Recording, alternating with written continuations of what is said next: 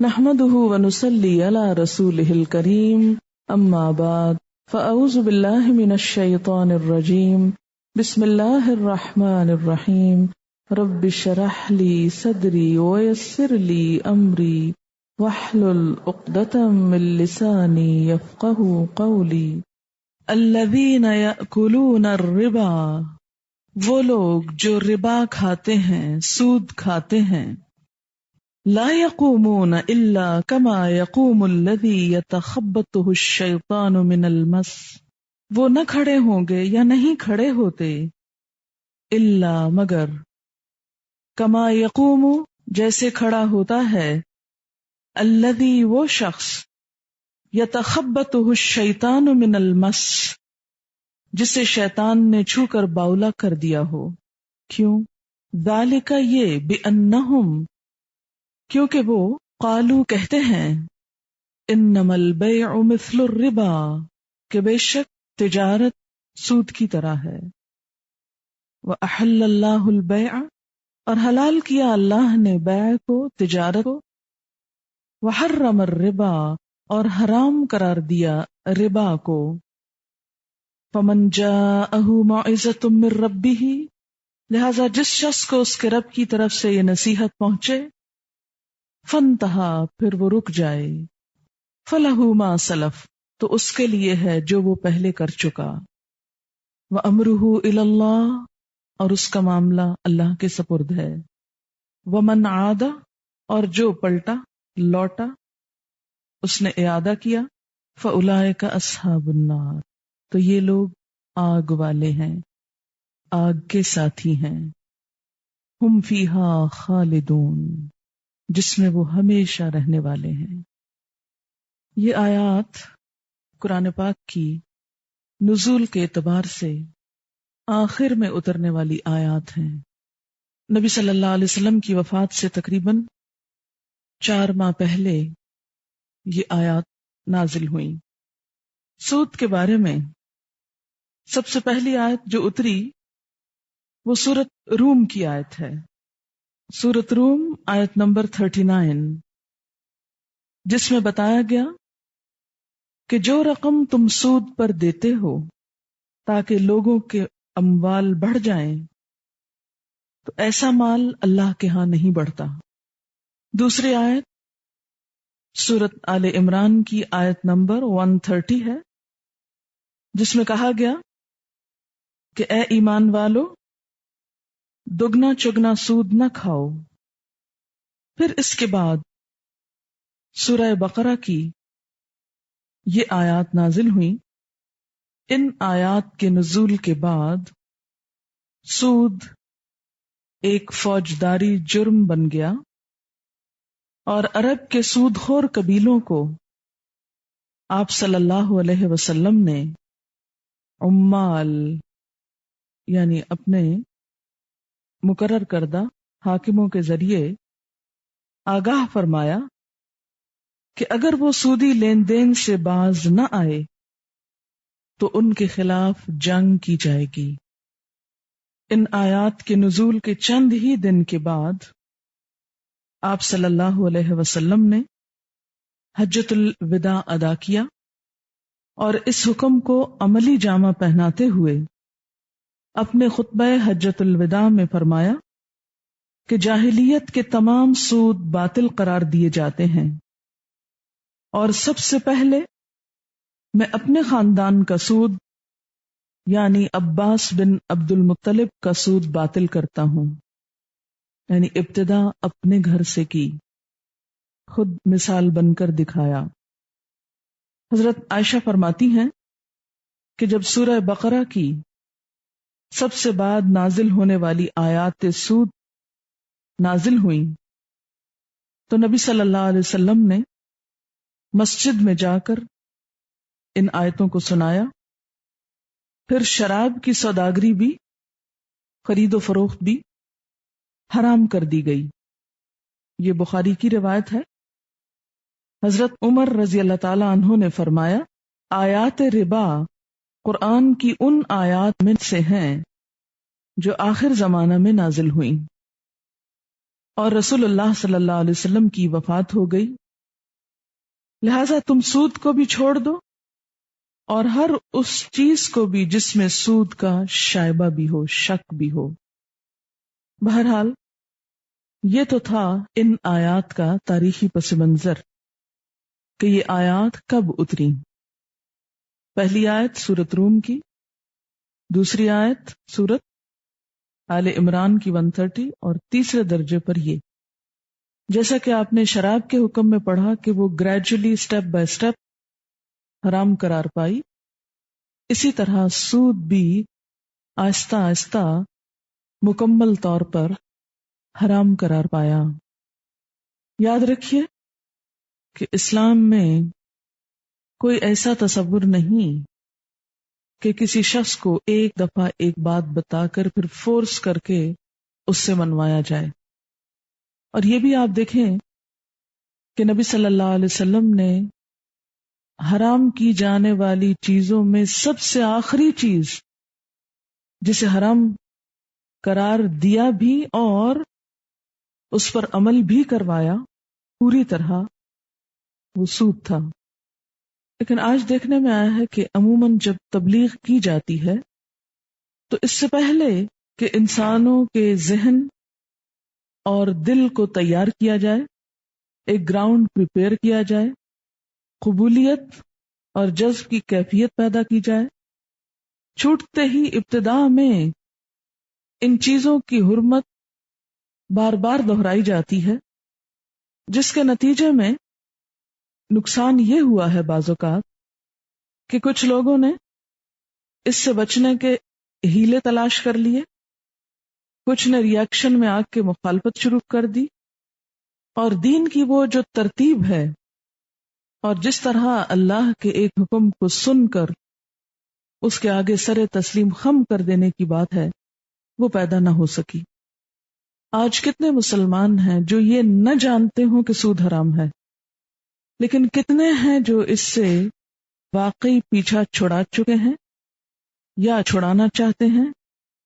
لہذا باوجود اس کے کہ اس کی انتہائی شدید حرمت ہے، اتنی حرمت جو شاید کسی اور چیز کی نہ بتائی گئی ہو، لیکن اس ساری حرمت کے باوجود بہت صبر سے کام لینے کی ضرورت ہے، اور سنجیدگی کے ساتھ وہ تمام کوششیں بھی ساتھ جاری رکھنے کی ضرورت ہے کہ جس کے ذریعے ہم آج کے دور میں اس بہت بڑے جہاد میں کامیاب ہو سکیں کہ صرف حرام کو حرام کہنے والے ہی نہ ہوں، بلکہ حرام کو حرام کہہ کر اس کے متبادل الٹرنیٹ حلال راستے بھی تلاش کرنے والے ہوں۔ اور یہ کسی ایک گروپ یا ایک شخص یا ایک انسان کے کرنے سے نہیں ہوگا جب تک ہم سب اجتماعی طور پر اپنا اپنا کردار ادا نہ کریں۔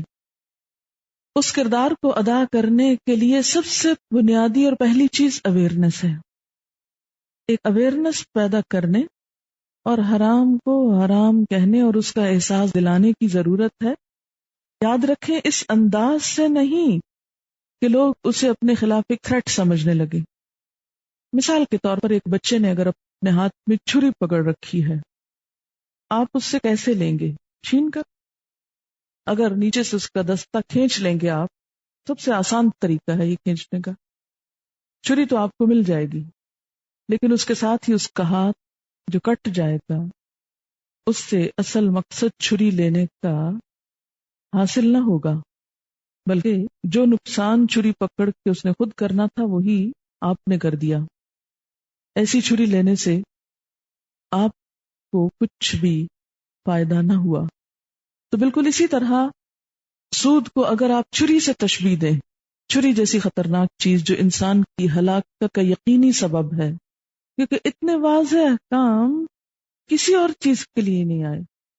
عموماً لوگ کہتے ہیں شراب کے لیے حرام کا لفظ کہاں ہے، تو سود کے لیے تو حرام کا لفظ بھی موجود ہے، اور اصحاب النار کا لفظ موجود ہے، اور ہم فیہا خالدون کا لفظ موجود ہے، یقینی ہلاکت والی چیز۔ لیکن اس کو بھی جب آپ لیں گے، اس حال میں نہیں کہ ایسی چیزیں باقی رہ جائیں کہ لیا اور نہ لیا برابر ہو جائے۔ سود کیوں حرام قرار دیا گیا، اس کی بنیادی وجہ کیا ہے؟ اس کی بنیادی وجہ یہی ہے کہ اسلام معاشرے کے اندر بھائی چارے کی فضا پیدا کرنا چاہتا ہے، مسلمان کو مسلمان کا خیر خواہ قرار دینا چاہتا ہے، کیونکہ سود سے بدترین اخلاق جیسے خود غرضی، مفاد پرستی، بخل اور سنگ دلی پیدا ہوتے ہیں، اور اس کے برعکس صدقات کی طرف توجہ دلائی گئی، بلکہ مالی معاملات میں بات کرتے ہوئے پہلے صدقے کے بارے میں خوب شوق دلایا گیا اور اس کا اجر بتایا گیا، اس کے بعد سود کو حرام قرار دیا گیا، پھر اگلے درجے پر قرض کی بات ہوگی، کیونکہ ہمیشہ صدقہ شاید نہ دیا جا سکے تو قرض کے لین دین میں پھر کیا کرنا چاہیے۔ ابھی جو فرمایا کہ الذین یأکلون الربا، وہ لوگ جو ربا کھاتے ہیں، ربا کا لفظ رے بے واو سے ہے، بڑھنا، اضافہ ہونا، زیادتی اور اضافہ۔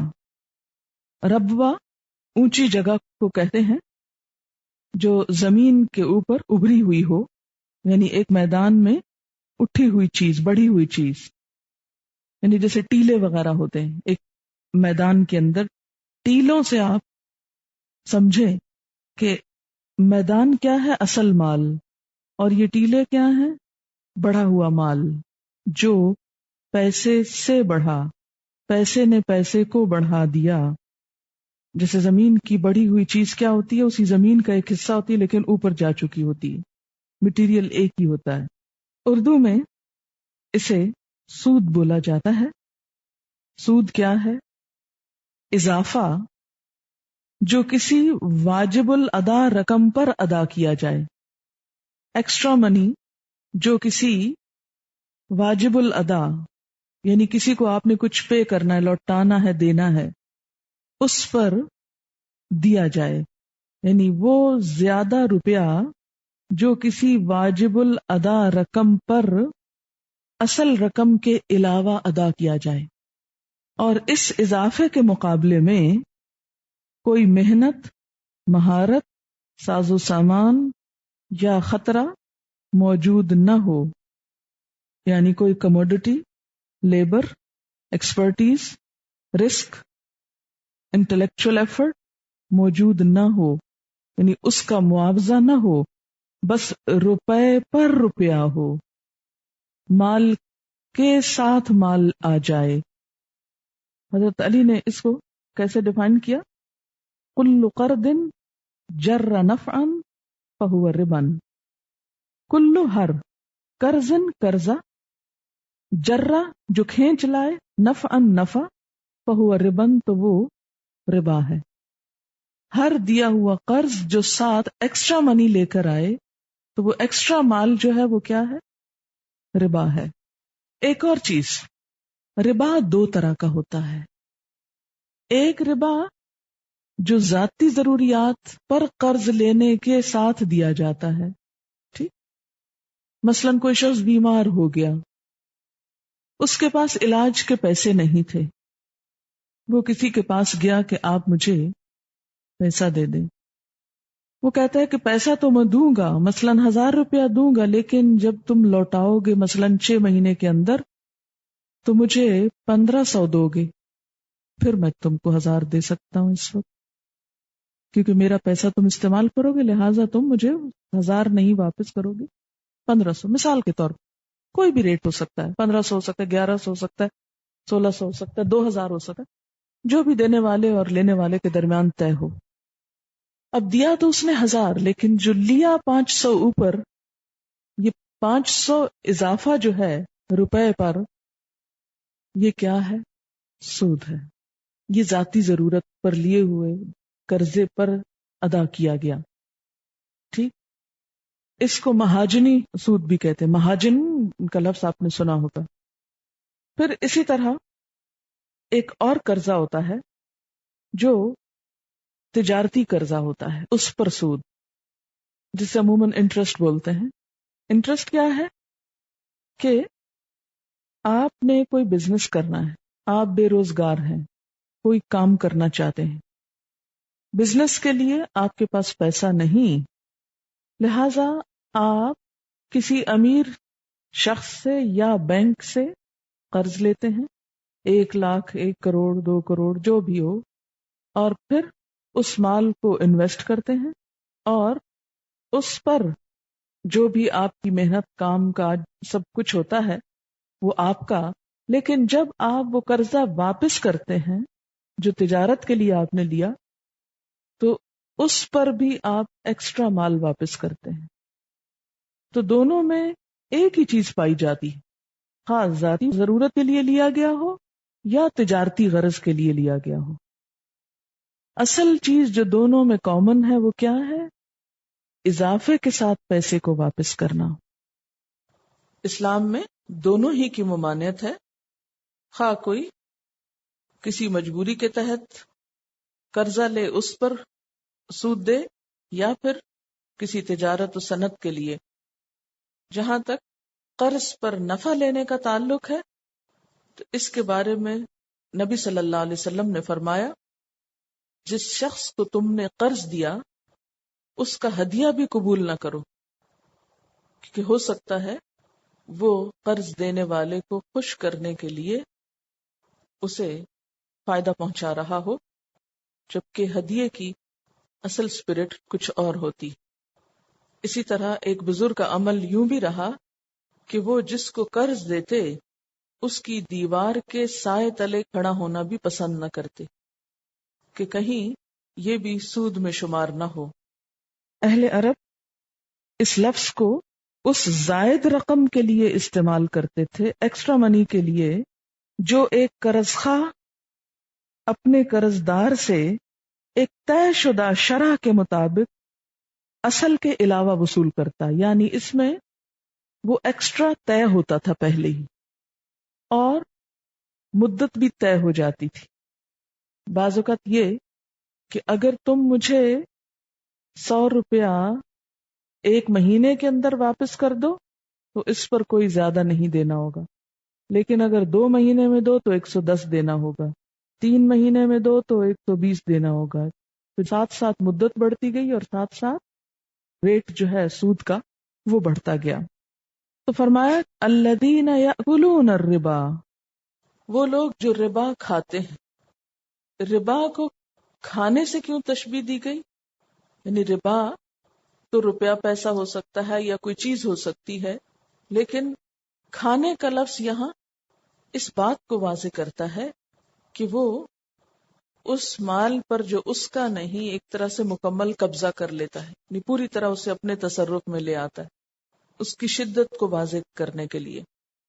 تو جو لوگ ربا کھاتے ہیں ان کا حال کیا ہے؟ لا یقومون، نہیں کھڑے ہوں گے یا نہیں کھڑے ہوتے.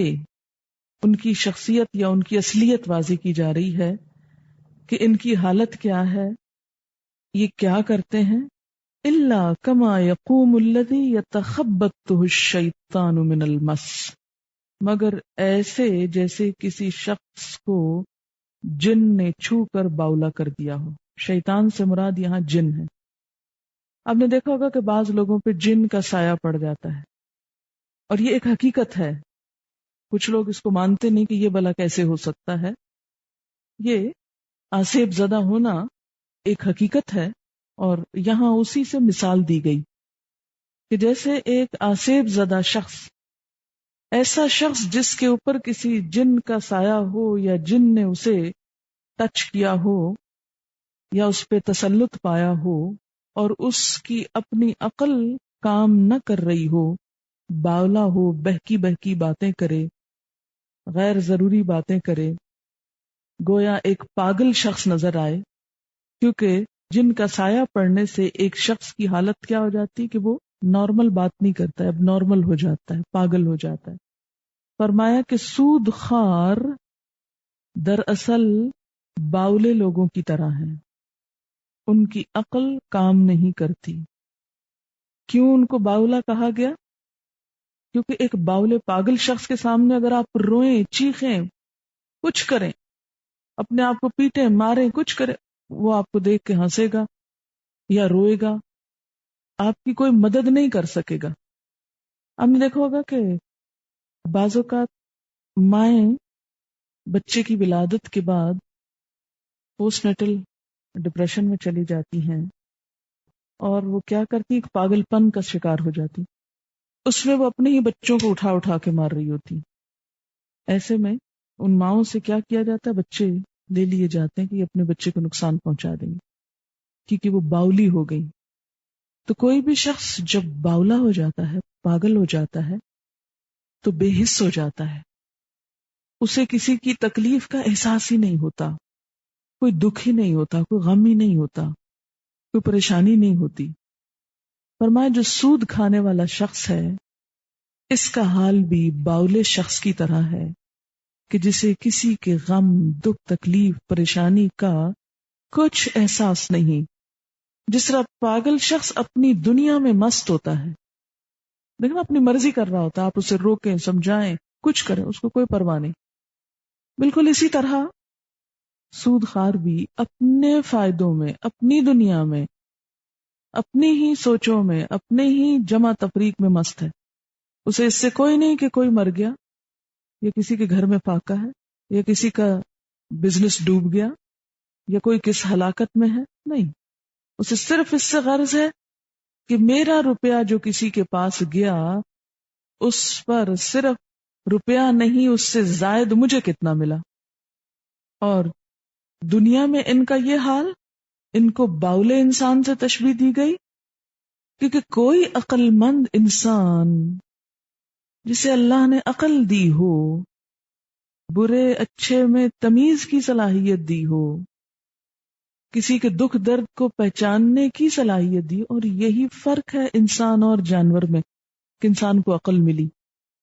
تو جو شخص عقل استعمال نہ کرے، اندھا بہرا ہو کیونکہ اسے کسی کا دکھ درد محسوس ہی نہیں ہو رہا، تو وہ شخص کیا ہے، گویا مجنون ہے، مخبوط الحواس ہے، یا تخبط خبتی ہو چکا ہے. کس کا خبط لاحق ہے اس کو؟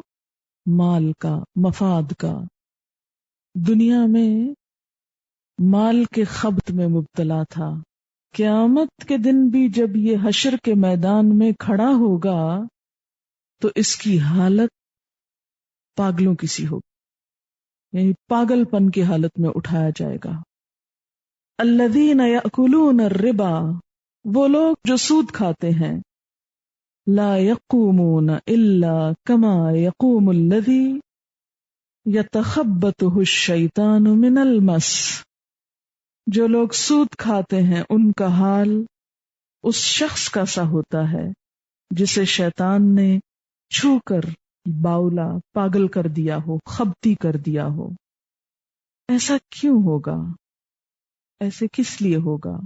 ذالک، اس لیے، بِأَنَّهُمْ، کیونکہ وہ قالو کہتے ہیں، انما البیع، بے شک تجارت، مثل الربا، سود ہی کی طرح ہے.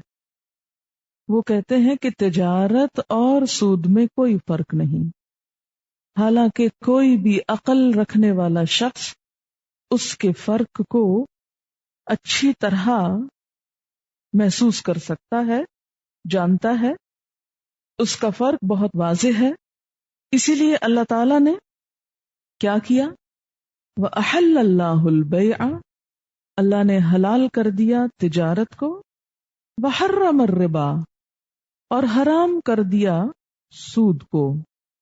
اس میں آپ دیکھیں کہ تجارت اور سود کے درمیان فرق کی بات کی جا رہی ہے کہ دونوں ایک نہیں، کیونکہ آج کے دور میں بھی بہت سے لوگ یہی مغالطہ دیتے ہیں کہ آپ جیسے بزنس میں پیسہ لگاتے ہیں ایسے ہی کسی دوسرے کو بزنس میں لگانے کے لیے دے دیتے ہیں، اور جیسے آپ کو بزنس میں نفع ملتا ہے ایسے ہی جب کوئی بزنس کرتا ہے اور اس میں نفع اس کو ملتا ہے تو ہم بھی اس میں شریک ہو جاتے ہیں. بظاہر دیکھنے میں ایک ہی چیز لگ رہی کہ یہاں بھی بزنس ہو رہا ہے، وہاں ہو رہا ہے، یہاں آپ خود کر رہے ہیں، وہاں کوئی اور کر رہا ہے، تو بزنس ہی، یہاں ہو یا وہاں. لیکن یہاں اور وہاں میں بہت فرق ہے. وَأَحَلَّ اللَّهُ الْبَيْعَ، حالانکہ اللہ نے بیع کو، تجارت کو حلال قرار دیا. وَحَرَّمَ الرِّبَا، اور ربا کو حرام قرار دیا۔ ان دیوانوں کو یہ بات سمجھ کیوں نہیں آتی کہ ایک چیز کی حلت اور دوسری کی حرمت اللہ کی طرف سے ہے، اور کسی بھی چیز کی سچائی کے لیے اتنی ہی بات کافی ہے کہ وہ خالق کائنات کی کہی ہوئی ہے، اس پر مزید کوئی حجت اور مزید کسی بحث کی گنجائش ہی نہیں۔ اب سود اور تجارت جو ہے یا ربا اور تجارت جو ہے، ان میں فرق کیا ہے کہ ایک کو حلال قرار دیا گیا اور دوسرے کو حرام قرار دیا گیا۔ تجارت میں آپ دیکھیے کہ جہاں پیسہ لگایا جاتا ہے وہاں عام طور پر محنت بھی لگائی جاتی، جبکہ سود میں صرف پیسہ لگایا جاتا ہے، پیسہ دیا جاتا ہے اور اس پر نفع حاصل کیا جاتا ہے، کوئی محنت نہیں کی جاتی۔ پھر اسی طرح تجارت میں جب آپ پیسہ لگاتے ہیں تو آپ کو نقصان کا خطرہ بھی ہوتا ہے، آپ ایک رسک بھی لیتے ہیں، جبکہ سود میں آپ کو کوئی رسک نہیں ہوتا، آپ ایک پرسنٹیج طے کر لیتے ہیں اور اس کے عوض آپ کو وہ واپس ملنا عموماً یقینی ہوتا ہے۔ پھر اسی طرح تجارت میں نفع یا پروفٹ کی مقدار جو ہے وہ مقرر نہیں ہوتی، جبکہ سود میں منافع یا پروفٹ فکس ہوتا ہے۔ اسی طرح تجارت میں ایک دفعہ سودا طے ہو جاتا ہے اور معاملہ ختم ہو جاتا ہے۔ مثلاً آپ نے اگر کوئی سامان خریدا اور پھر اس کو کسی کے ہاتھ بیچا تو ایک دفعہ معاملہ ہوا اور بات ختم، گاہک آ رہے ہیں جا رہے ہیں، جبکہ سود میں معاملہ ختم نہیں ہوتا بلکہ مسلسل منافع ملتا رہتا ہے پر منتھ یا پر ایئر۔ پھر اسی طرح تجارت میں آپ جتنی چیز لیتے ہیں اتنی ہی قیمت دے دیتے ہیں، جبکہ سود میں اضافے کے ساتھ روپیہ واپس ہوتا ہے۔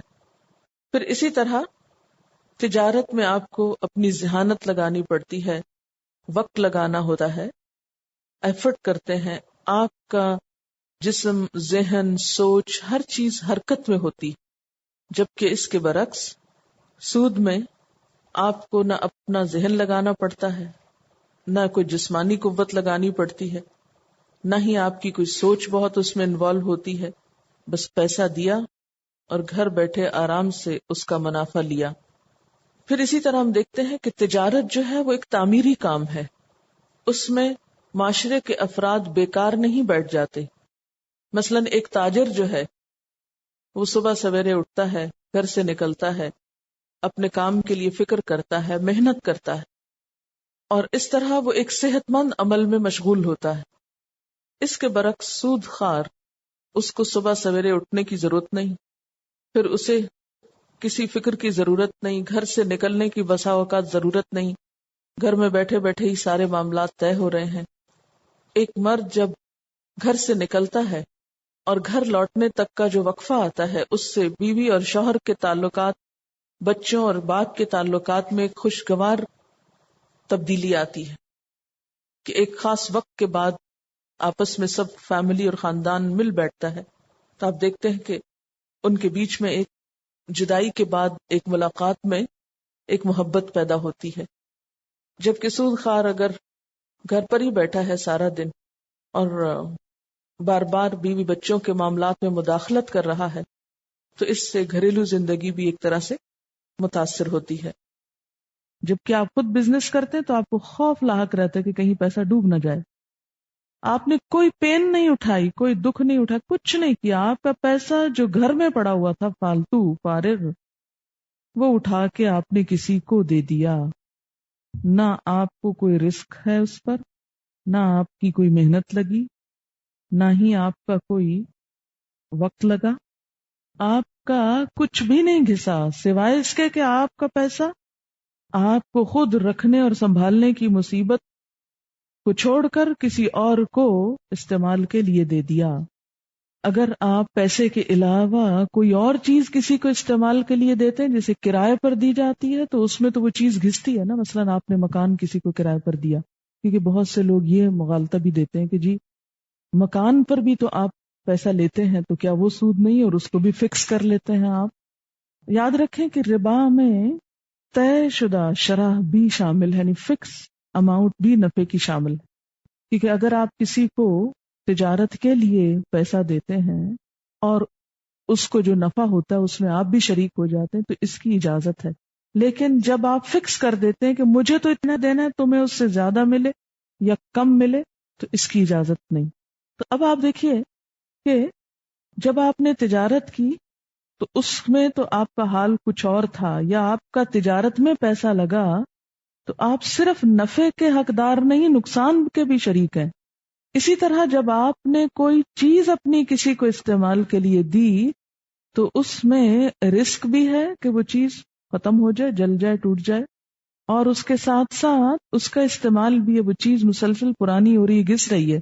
مثلا کسی کو گھر دیا آپ نے تو روپیہ، تو مثلا آپ کسی کو 1,00,000 روپے دیتے ہیں، جب واپس ملتا ہے تو 1,00,000 پورے کا پورا ملتا ہے. لیکن جب بھی آپ کسی کو گھر رینٹ پر دیتے ہیں تو واپس جب آپ لیتے ہیں تو کبھی آپ کو ایز اٹ از نہیں مل سکتا. بعض اوقات رینوویشن پہ وہ سارا کرایہ اٹھ جاتا ہے جو آپ نے وصول کیا ہوتا ہے، یا اگر پورا نہیں بھی لگتا تو 50%، 10% کچھ نہ کچھ آپ کو دوبارہ اصلی حالت میں لانے کے لیے پھر اس پر نقصان ہوتا ہے، استعمال کرنا پڑتا ہے. اسی طرح اگر کوئی مشین کسی کو دے رہے ہیں تو مشین بھی گھسے گی، پرانی ہوگی، اس کی قیمت کم ہوگی، تو گویا آپ اس میں ایک طرح سے نقصان اٹھا رہے ہیں. اور پھر مشین کو خریدنے میں اور جو وقت استعمال ہوا، ان سب چیزوں کے اگینسٹ جب آپ ایک نفع لے رہے ہیں تو وہ اور چیز ہے. اس لیے یہ کہنا کہ تجارت اور ربا ایک چیز ہے، یہ ایک غلط فہمی ہے. یہ ایک چیز نہیں ہو سکتی. کیوں؟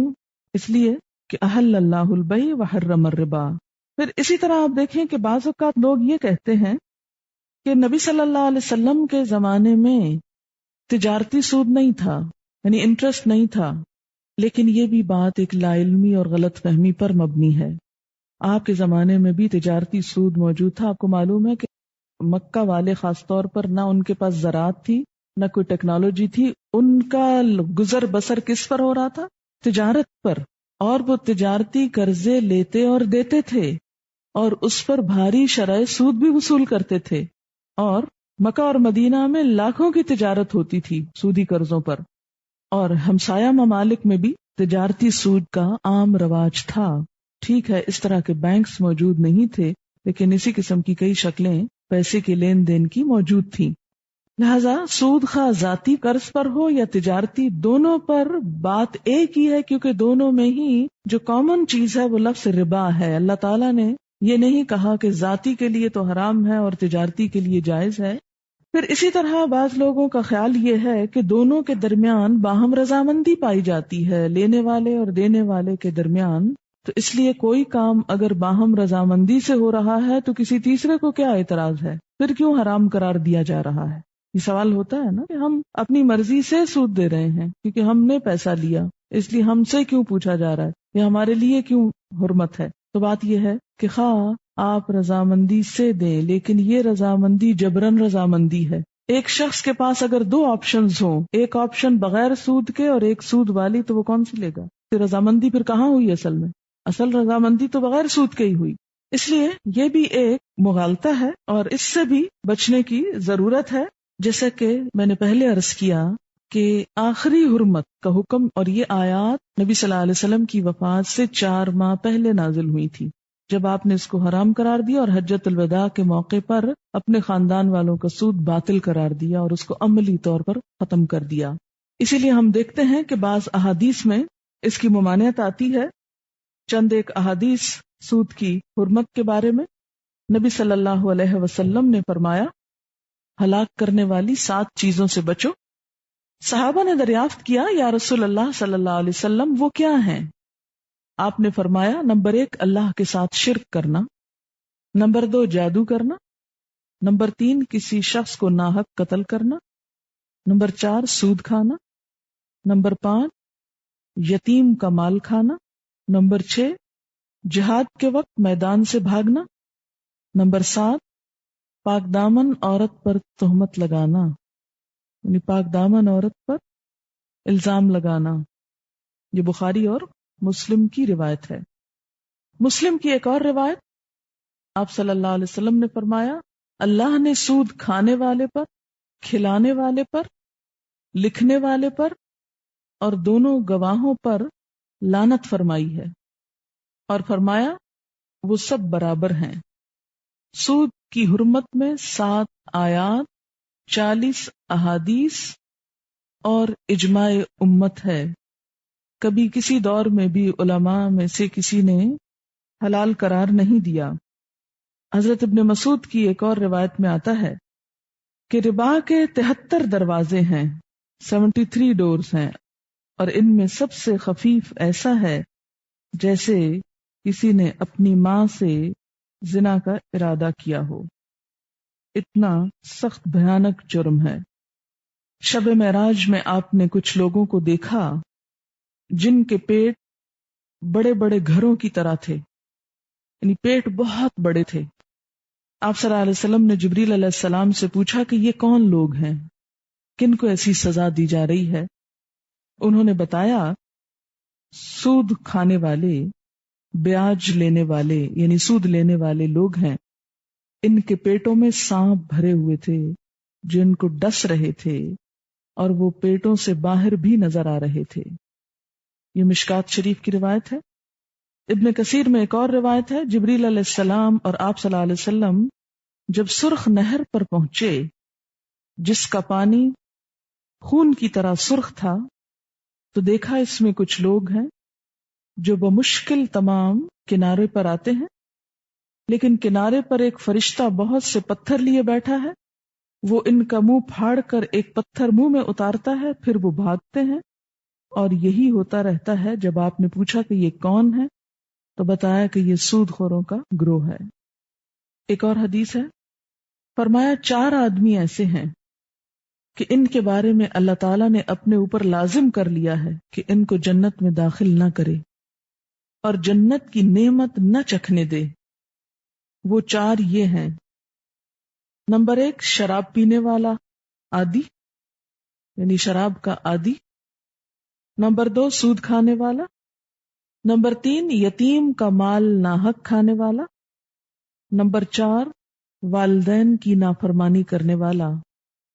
ان 4 کے لیے کیا ہے کہ نہ جنت میں جائیں اور نہ جنت کی کوئی نعمت چکھ سکیں۔ یہ مستدرک حاکم کی روایت تھی۔ مسند احمد کی روایت، آپ صلی اللہ علیہ وسلم نے فرمایا کسی قوم میں سود کے لین دین کا رواج ہو جائے تو اللہ تعالیٰ ان پر ضروریات زندگی کی گرانی کر دیتا ہے، یعنی مہنگائی عام ہو جاتی۔ اور جب کسی قوم میں رشوت عام ہو جائے تو دشمنوں کا رعب اور غلبہ ان پر ہو جاتا ہے۔ ایک اور روایت میں ہے طبرانی کی، آپ صلی اللہ علیہ وسلم نے فرمایا ان گناہوں سے بچو جو معاف نہیں کیے جائیں گے۔ نمبر 1 مال غنیمت کی چوری، اور نمبر 2 سود کھانا۔ مسند احمد کی ایک روایت میں فرمایا سود کا 1 روپیہ کھانا 36 مرتبہ زنا کرنے سے زیادہ برا ہے، یعنی زنا سے بھی بدترین درجے کی برائی ہے۔ آپ نے یہ بھی فرمایا، خبردار کیا کہ لوگوں پر ایک ایسا وقت آئے گا کہ کوئی ایسا نہ رہے گا جس نے سود نہ کھایا ہو۔ اگر کوئی ایسا ہو کہ اس نے سود نہ کھایا ہو تو اس کا بخار اس تک ضرور پہنچے گا۔ ایک روایت میں اس کا غبار اس تک ضرور پہنچے گا، یعنی ڈائریکٹلی یا انڈائریکٹلی کہیں نہ کہیں وہ اس میں ضرور انوالو ہو جائے گا۔ یا آپ نے ایک آنے والے وقت کی پیشن گوئی کی، اور آپ کی یہ بات کس قدر درست ہے کہ آج امت مسلمہ سود کو اپنے لیے حلال قرار دینے کی کوششوں میں بھی ہے، اور اس کے ساتھ ساتھ اس کی جو قباحت ہے اور جو شدت ہے اور جو نفرت ہے وہ بھی دلوں سے ختم ہوتی جا رہی ہے۔ لہذا اس احساس کو عام کرنے کی ضرورت ہے کہ یہ تمام کبیرہ گناہوں میں ایک بدترین درجے کی برائی ہے جسے کسی صورت میں اسلامی معاشرے میں جائز قرار نہیں دیا جا سکتا یا برداشت نہیں کیا جا سکتا۔ پھر فرمایا فمن جاءہ موعظۃ، تو جس شخص کے پاس نصیحت آ جائے، من ربہ، اس کے رب کی طرف سے، یعنی اس کے رب کی طرف سے کوئی نصیحت آ جائے، فانتہا، پھر وہ رک جائے، فلہ ما سلف، تو اس کے لیے ہے بس وہی جو وہ پہلے کر چکا۔ کیا مطلب؟ یعنی جو پیچھے کر چکا صرف اسی کا جرم ہے، آئندہ کے لیے معافی ہو سکتی ہے۔ اب کیا پچھلے کی بھی معافی ہو سکتی ہے کہ نہیں؟ فرمایا وَأَمْرُهُ إِلَى اللَّهِ، اس کا حکم، اس کا معاملہ اللہ کے سپرد ہے، جو چاہے کرے، چاہے تو معاف کر دے، چاہے تو نہ کرے۔ اب اس سے کوئی مایوس ہو کے یہ نہ سوچے کہ پچھلا ہی نہیں معاف ہونا تو چلو آئندہ بھی لے کے دنیا میں تو مزے کرو، جب آخرت میں جائیں گے تو پھر دیکھا جائے گا۔ نہیں، امرہ الی اللہ، اس کا معاملہ، اس کا فیصلہ اللہ کی عدالت میں چلا گیا۔ جو ہو چکا سو ہو چکا، اب پچھلی باتوں کو نہ دہراؤ۔ کیا کرو؟ آئندہ کے لیے اپنی اصلاح کر لو۔ ومن عاد، اور جو کوئی پلٹے گا، جو پھر ایسا ہی کرے گا، یعنی سود کو نہیں چھوڑے گا، فاولئک، تو ایسے لوگوں کا انجام کیا ہے؟ اصحاب النار، دوزخ کے ساتھی ہیں۔ ہم فیہا خالدون، اور سود کی لعنت، سود کی برائی ان برائیوں میں سے ہے جو صرف جہنم کا مستحق نہیں، ہم فیہا خالدون، اس میں ہمیشہ رہنے والا بنا دیتی، کوئی معمولی چیز نہیں۔ اب دیکھیں کہ یہ جو بات میں نے پہلے کہی تھی ابتدا میں کہ اسلام میں یہ حکم ہے بہت شدت کا لیکن سب سے آخر میں آیا ہے، تو اس کا یہ مطلب نہیں کہ ہم اس سے یہ نتیجہ نکال لیں کہ ہم بھی مرنے سے پہلے توبہ کر لیں گے اور ابھی خوب سود کھا پی لیں۔ یہ مراد نہیں ہے، اس سے مراد صرف یہی ہے کہ ہم اس حکم کے سنانے سے پہلے گراؤنڈ پریپئر کر لیں، کیونکہ اگر کسی کے دل میں آخرت کا خوف ہی نہیں، اللہ کا ڈر ہی نہیں، تو اس کو آپ جتنی مرضی سناتی رہیں یہ باتیں، یا وہ ری ایکشن میں آ جائے گا یا وہ اس کو اگنور کر دے گا۔ اور پھر آپ دیکھیں کہ جیسے ایک شخص گھرا پڑا ہے نا، ایسے بوجھ سے لدا پڑا ہے، آپ اسے کہیں یکا یک اٹھ جاؤ، وہ اٹھ نہیں سکے گا۔ مثلا ایک شخص خواب غفلت میں سویا ہوا ہے، سخت گہری نیند میں، از اٹ پاسبل کہ آپ اسے کہیں کہ ایک سیکنڈ کے اندر اٹھ کے کھڑے ہو جاؤ؟ ہو سکتا ہے؟ وہ نہیں ہو سکتا۔ اس کو اٹھانے کے لیے پہلے آپ کو اسے ہلانا پڑے گا، جگانا پڑے گا، ہوش میں لانا پڑے گا، اس کا ہاتھ پکڑنا پڑے گا، سہارا دینا پڑے گا، پھر آپ اس کو کھڑا کریں گے۔ تو میرے کہنے کا مطلب یہی تھا کہ جو لوگ خواب غفلت میں مبتلا ہیں، صرف ان کو ایک بات سنا کے کہ یہ حرام ہے اور اس کو چھوڑ دو اور یکا یک اٹھ کھڑے ہو، صرف یہ کافی نہ ہوگا، اس سے زیادہ افیکٹو ریزلٹس نہیں آئیں گے۔ اس کے لیے کیا کریں؟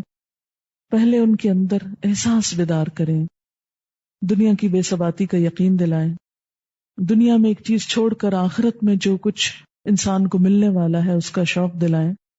جب ایک گراؤنڈ پریپیئر ہو جائے گا، ایک شخص ہوش میں آ جائے گا، جاگ جائے گا، وہ اپنے نفع نقصان کو پہچان لے گا، تو کیا ہوگا؟ وہ پھر چھوڑنے کو بھی تیار ہو جائے گا۔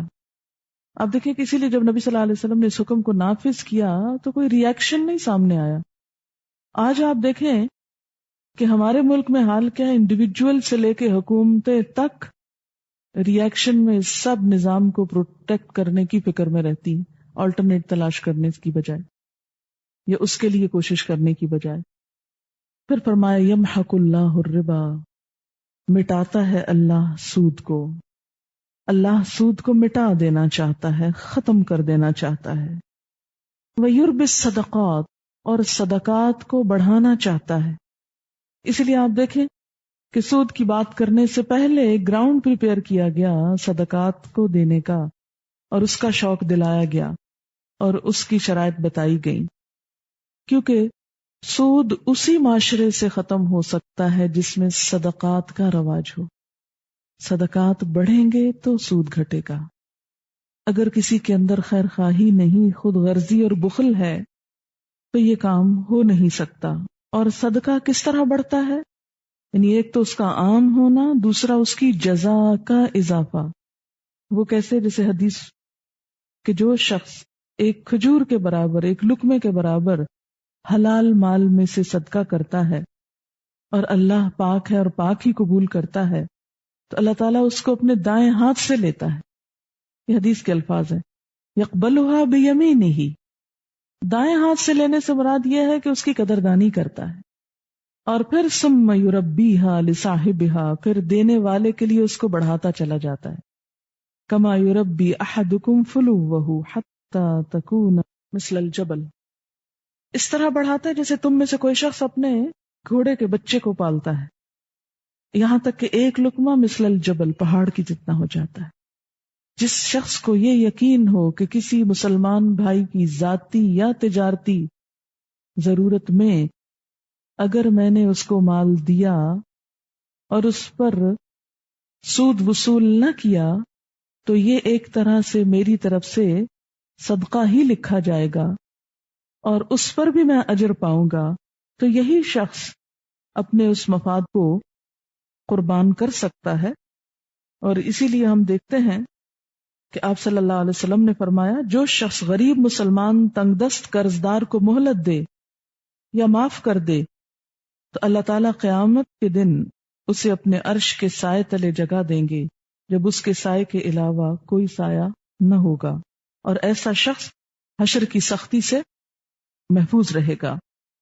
مسند احمد میں ہے جو شخص مفلس پر قرض وصول کرنے پر نرمی کرے، اسے ڈھیل دے دے، تو جتنے دن وہ قرض کی رقم ادا نہ کر سکے گا اتنے دن تک ہر دن اتنی رقم خیرات کرنے کا ثواب ملے گا.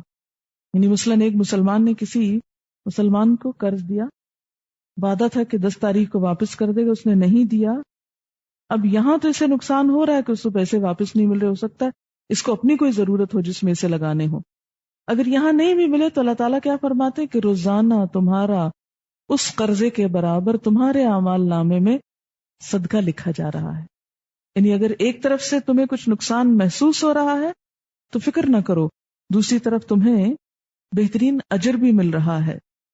اسی لیے فرمایا یمحق اللہ الربا ویربی الصدقات، اللہ سود کو مٹانا چاہتا ہے اور صدقات کی پرورش کرتا ہے، صدقات کو رواج دیتا ہے تاکہ امیر اور غریب کے درمیان فاصلہ بڑھنے نہ پائے. واللہ لا يحب كل کفار اثیم، اور اللہ کسی ناشکرے بدعمل انسان کو پسند نہیں کرتا. ناشکرا یہاں کون ہے؟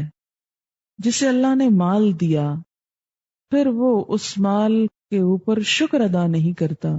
شکر ادا کرنا کیا ہے مال پر؟ ایک تو زبان کا شکر اور دوسرے اس کو صحیح جگہ پر استعمال کرنا اور اس سے اللہ کی رضا حاصل کرنے کی کوشش کرنا. سود خار کا ناشکرا پن کہ اس کے پاس اپنی ضروریات سے زائد رقم ہے لیکن وہ کسی محتاج بھائی کی مدد کرنے کو تیار نہیں، نہ اسے صدقہ دینا چاہتا ہے نہ قرض حسنہ دینا چاہتا ہے، بلکہ الٹا اس کی ضرورت سے فائدہ اٹھا کر اس کے خون پسینے کی کمائی سے حصہ وصول کرنا چاہتا ہے. تو ایسے شخص کے گناہگار ہونے میں کوئی شک نہیں. مال کا ملنا اللہ کا فضل ہے، نعمت ہے. اس نعمت کا حق کیسے ادا کیا جائے؟ اللہ کی رضا کے کاموں میں لگا کر. لیکن جو شخص اس سے دوسروں کو مزید اذیت دینے کا سبب بن جائے، ان کے زخموں پہ مرہم رکھنے کی بجائے، تو ایسا شخص سخت بدعمل ہے، اثیم، شدید گناہگار.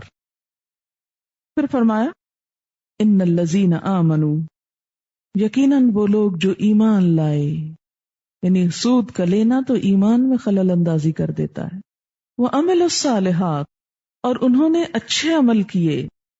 واقاموا الصلاۃ، اور نماز قائم کی. وآتوا الزکوٰۃ، اور زکوٰۃ ادا کی. لہم اجرہم عند ربہم، ان کے لیے ان کا اجر ہے ان کے رب کے پاس. ولا خوف علیہم ولا ہم یحزنون، ایسے لوگوں پر نہ کوئی خوف ہوگا اور نہ وہ غمگین ہوں گے.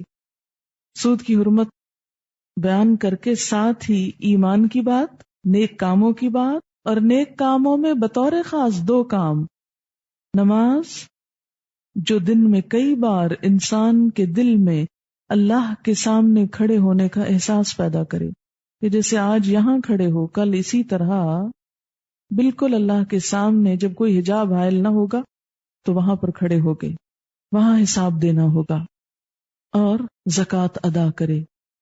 اگر کسی معاشرے کے اندر مالدار لوگ زکوٰۃ ادا کرنے لگیں تو کوئی غریب نہ رہے، کوئی بے روزگار نہ رہے، اور کوئی بھی پریشان حال نہ ہو، اس معاشرے کے اندر سود خواری پنپ ہی نہیں سکتی، یا سود کا نظام پھر پنپ ہی نہیں سکتا جہاں نظام زکوٰۃ رائج ہو۔ یا ایھا الذین آمنوا، اے لوگو جو ایمان لائے ہو۔ کس کو کہا جا رہا ہے؟ ہم کو کہا جا رہا ہے، مجھے کہا جا رہا ہے، آپ کو کہا جا رہا ہے۔ یا ایھا الذین آمنوا، اے لوگو جو ایمان لائے ہو، پکارا جا رہا ہے، بلایا جا رہا ہے۔ پکار پہ کیا کہنا چاہیے؟ جی اللہ تعالیٰ، اتقوا اللہ، اللہ سے ڈرو۔ اور صرف ڈرنا نہیں بلکہ احساس، گہرا احساس اللہ کی ذات کی قدرت کا، اس کی بڑائی کا، اس کے حساب لینے کا۔ اتقوا اللہ وذروا ما بقی من الربا، اور چھوڑ دو جو باقی بچ گیا سود میں سے، جو نہیں وصول کر سکے بس اب آئندہ مت وصول کرو، چھوڑ دو، جانے دو۔ ان کنتم مؤمنین، اگر تم مومن ہو، دعویٰ تو کرتے ہو ایمان کا، کہتے تو ہو اپنے آپ کو مومن، لیکن مومن بن کے تو دکھاؤ۔ کیسے؟ سود چھوڑ کر، حرام چھوڑ کر، اللہ کی ناپسندیدہ چیز چھوڑ کر۔ اور آپ دیکھیں کہ صحابہ کرام نے جب یہ آیت سنی تھی تو اس کے بعد کسی شخص کے دل میں اور کسی شخص کے مال میں کچھ بھی حصہ ربا کا نہ رہا، اور اس کی ابتدا آپ نے کہاں سے کی؟ اپنے خاندان سے، اور ان کا آئندہ جو سود کا لین دین تھا یا جو باقی تھا لوگوں کے ذمے سود دینا، وہ ختم کر دیا، اس کو باطل کر دیا۔ اور اگر نہیں تم کرتے تھے، نہیں مانتے، فَإِن لَّمْ تَفْعَلُوا، پھر اگر نہیں کرو گے، فَأْذَنُوا بِحَرْبٍ، پس خبردار ہو جاؤ، اعلان سنو، بِحَرْبٍ، جنگ کا۔ کس سے جنگ کا؟ کون سی جنگ؟ کوئی عالمی جنگ؟ کوئی ورلڈ وار؟ کوئی ایٹمی جنگ؟ کتنا ڈرتے ہیں ہم جنگ سے، ڈرتے ہیں یا نہیں؟ کبھی کوئی شک بھی پڑنے لگے اور کوئی افواہی گردش کرنے لگے کہ جنگ کا خطرہ ہے، تو یہ لفظ سن کر ہی ہمارے دلوں کی حالت کیا ہو جاتی ہے۔ اور وہ جنگ کس سے ہے؟ انسانوں کی، انسانوں سے۔ لیکن یہاں کسی انسان کی جنگ کی بات نہیں ہو رہی۔ فرمایا فَأَذَنُوا بِحَرْبٍ مِّنَ اللَّهِ وَرَسُولِهِ، اللہ اور اس کے رسول سے جنگ کے لیے تیار ہو جاؤ۔ ہے کسی میں جرت، ہے کسی میں ہمت کہ کوئی ایمان کا دعویٰ بھی کرے اور دوسری طرف اللہ اور اس کے رسول سے جنگ کرے؟ اور کوئی اللہ سے جنگ کر کے جیتا بھی ہے؟ کوئی اس کا تصور بھی عقل مند انسان نہیں کر سکتا۔ ہاں، جو باولا ہو چکا وہ باولا ہو چکا ہے، اس کو یہ آیت اثر نہیں کرتی، اس کو یہ حکم سمجھ میں نہیں آتا۔ لیکن کتنے افسوس کی بات ہے اور کتنی حیرت کی بات ہے کہ بہت سے لوگ نبی صلی اللہ علیہ وسلم کی مدح میں نعت سن کر رو رو کر ان کو حال پڑ جاتے ہیں، اور دوسری طرف بڑے بڑے سود کے کاروبار بھی کرتے ہیں۔ یہ دو رنگی، یہ دو رخی کبھی سمجھ میں نہیں آئی۔ سود کے لینے دینے کو کچھ بھی برا نہیں سمجھتے، اطمینان کے ساتھ سب کچھ کرتے چلے جاتے ہیں۔ وہ کام، وہ چیز جس کے لیے کہا گیا کہ باز نہ آئے تو پھر اعلان جنگ ہے ان کی طرف سے، وہاں پھر یہ خالی محبت کے دعوے کچھ کام نہ آئیں گے، ایسے دعوے فائدہ نہ دیں گے، اس لیے کہ یہ قرآن کا حکم ہے، اللہ کا حکم ہے، اس کتاب میں آیا ہے جس کے بارے میں فرمایا لا ریب فیہ، اس کے کسی حکم میں کوئی شک ہی نہیں، اس کو مذاق مت سمجھنا۔ پھر ایک طرف تم ہوگے، دوسری طرف اللہ اور اس کا رسول، اور تم کہیں بھاگ سکو گے، کہیں چھوٹ سکو گے، کہیں جان بچا سکو گے؟ کہیں نہیں۔ ہاں، اگر تم اللہ اور اس کے رسول کی پارٹی بننا چاہتے ہو، اس میں شریک ہونا چاہتے ہو، تو پھر تم کو سود چھوڑنا ہوگا، حرام چھوڑنا ہوگا، ہر شک والی چیز کو بھی چھوڑنا ہوگا، ورنہ یہ ایمان کے دعوے، یہ محبتوں کے دعوے، یہ سب کچھ محض زبانی باتیں ہیں، صرف الفاظ کا کھیل ہے۔ وَإِن تُبْتُمْ، اور اگر تم توبہ کر لو، اور توبہ کا طریقہ کیا ہے کہ جو کر رہے ہو اس کو چھوڑ دو۔ وَإِن تُبْتُمْ، تو تمہارے لیے کیا ہے؟ فَلَكُمْ رُؤُوسُ أَمْوَالِكُمْ، تمہاری اصل رقم۔ آپ دیکھیں کہ اسلام آخری حد تک عدل و انصاف کی بات کرتا ہے، کہیں ایکسٹریمزم نہیں۔ اگر تم توبہ کرو تو وہ مال جس پہ کبھی تم نے سود دیا تھا اس کو بھی ساتھ ہی پھینک دو، نہیں، کیا کرو، جو حرام حصہ ہے بس اس کو نکال دو۔ اصل مال جس پر سود کمایا تم نے، وہ اصل مال کو کچھ نہیں ہوا، وہ تمہارا ہی ہے، وہ تمہیں مل جائے گا، تمہیں ملنا چاہیے۔ فَلَكُمْ رُؤُوسُ أَمْوَالِكُمْ، تو تمہارے لیے اصل مال ہیں۔ لا تظلمون، نہ تم کسی پہ ظلم کرو گے، ولا تظلمون، اور نہ تم پہ ظلم کیا جائے، نہ ظلم کرو اور نہ ظلم اٹھاؤ۔ لا ضرر ولا ضرار، نہ نقصان دو نہ نقصان اٹھاؤ۔ توبہ کا طریقہ کہ سب سے پہلے انسان وہ کام چھوڑے جو وہ غلط کر رہا ہے، کیونکہ یہ توبہ کوئی توبہ نہیں کہ آپ حرام کا لین دین بھی جاری رکھیں اور ساتھ توبہ توبہ بھی کرتے رہیں۔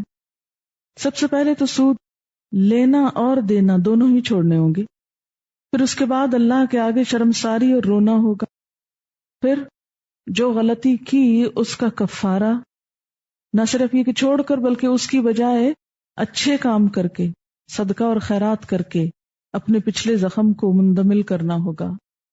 وَإِن كَانَ ذُو عُسْرَةٍ، اور اگر وہ شخص تنگ دست ہو، کون؟ قرض دار، فَنَظِرَةٌ، تو مہلت دینا ہے، إِلَى مَيْسَرَةٍ، سہولت تک، آسانی تک۔ یعنی اگر کسی کو تم نے قرض دے رکھا ہے اور تم سود لیتے رہے ہو تو پہلے درجے پہ کیا کرو؟ سود مت لو۔ دوسرا یہ کہ اپنا دیا ہوا مال واپس لے سکتے ہو، کیونکہ اب ایک شخص جسے بتایا جائے کہ سود نہیں لے سکتے تو کہے گا ٹھیک ہے میرے پیسے مجھے واپس دو تاکہ میں کوئی اور بزنس کروں، کچھ کہیں اور لگاؤں۔ اب ہو سکتا ہے جس کو دیے ہوئے ہیں وہ فوری طور پر آپ کو واپس نہ لوٹا سکے، تو اس پر حکم دیا گیا وَإِن كَانَ ذُو عُسْرَةٍ فَنَظِرَةٌ إِلَى مَيْسَرَةٍ، اگر قرض دار تنگ دست ہے تو ہاتھ کھلنے تک مہلت دو، اور اگر وہ دے ہی نہیں سکتا، اتنا مجبور ہے، تو کیا کرو؟ وَأَن تَصَدَّقُوا، صدقہ کر دو، معاف کر دو۔ یہ صدقہ کون سا ہے؟ کہ مقروض کو معاف کر دو۔ خیر لکم، یہ تمہارے لیے زیادہ اچھا ہے۔ ان کنتم تعلمون، اگر تم علم رکھتے ہو۔ مقروض کو مہلت دینا یا اس کو معاف کرنا، دونوں ہی اسلام میں بہت پسندیدہ ہیں۔ آپ دیکھیں کہ اسلام کا جو مزاج ہے وہ لینے کی لالچ رکھنے اور لینے کی طرف نظر جمانے کی بجائے دینے کی طرف ہے۔ وَمِمَّا رَزَقْنَاهُمْ يُنْفِقُونَ، جو بھی ہم نے ان کو رزق دیا ہے اس میں سے وہ خرچ کرتے ہیں، دیتے ہیں۔ آپ دیکھیں کہ جس معاشرے میں دینے والے لوگ موجود ہوں اس میں خوشحالی ہوگی، اس میں امن ہوگا، اس میں بھائی چارہ ہوگا، باہم تعلقات اچھے ہوں گے، جنگ و جدل اور لڑائی جھگڑا اور فساد بدامنی ختم ہوگی۔ اور جس میں سب کی نظر صرف چھیننے اور لینے اور اپنے مفاد کی طرف ہو، اس معاشرے میں کہیں بھی خوشی اور اطمینان نہیں ہو سکتا۔ مما رزقناہم ینفقون مسلمان قوم کے نمایاں اوصاف میں سے ہے۔ دولت کے خرچ کرنے سے اکنامک ایکٹیویٹی بڑھتی ہے، اور دولت کے جمع کرنے سے یا چند ہاتھوں کی طرف سمٹ جانے سے کیا ہوگا؟ زیادہ لوگ غربت کی طرف چلتے چلے جائیں گے، غریب سے غریب تر ہوتے چلے جائیں گے۔ اس لیے اسلام نے ایسا معاشی نظام دیا کہ جس سے دولت چند ہاتھوں میں جمع نہ ہو۔ کیوں؟ اس لیے کہ آپ دیکھیے کہ اگر کوئی بھی چیز ایک جگہ جمع ہونے لگ جائے تو وہیں خرابی ہو جائے گی۔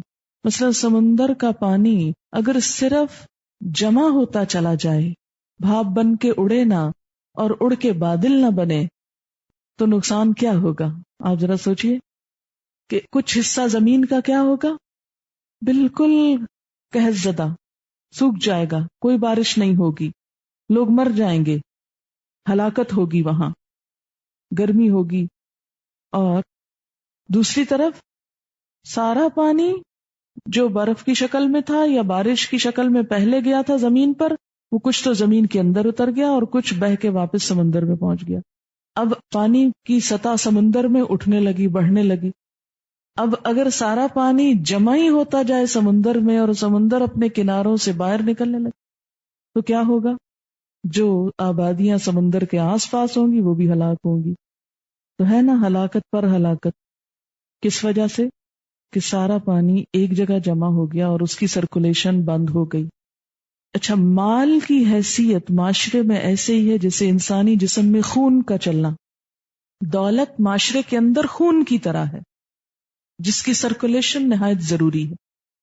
کوئی خون جسم کے کسی حصے میں اگر جمع ہو جائے کیا ہوگا؟ یا زیادہ ہو جائے تو کیا ہوگا؟ بیماری ہوگی، ہلاکت ہوگی.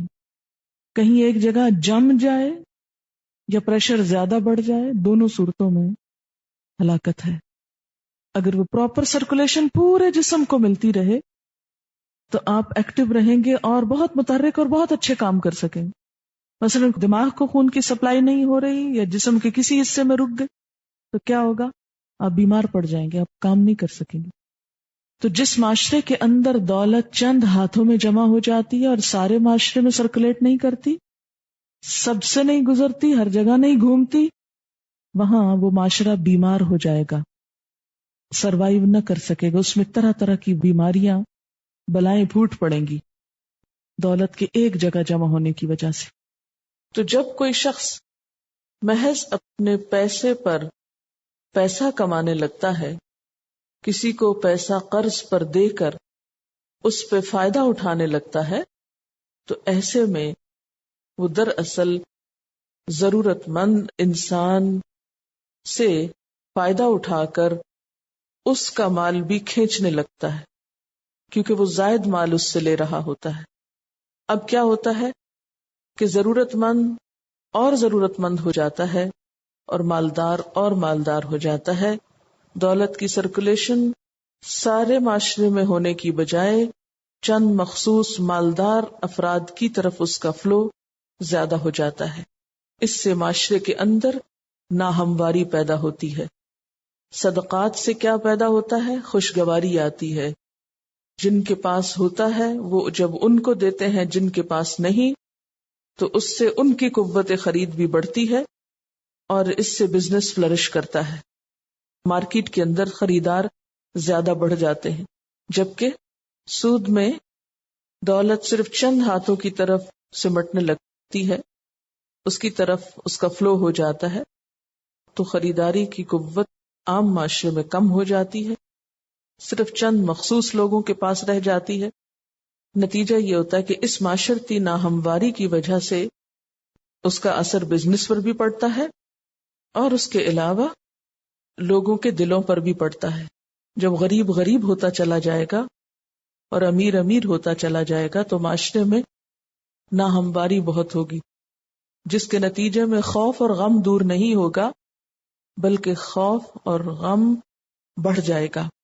اس میں آپ دیکھیں کہ ایک تو غریب اور امیر کے درمیان ایک نفرت، ایک عداوت، ایک اختلاف، لڑائی جھگڑا، فساد کی کیفیت، بدامنی، چوری، ڈاکہ، قتل، یہ سب کچھ آئے گا. پھر آپ دیکھیں کہ جن کے پاس مال زیادہ ہو جاتا ہے وہ کچھ اور الگ مصیبتوں اور خرابیوں کا شکار ہو جاتے ہیں.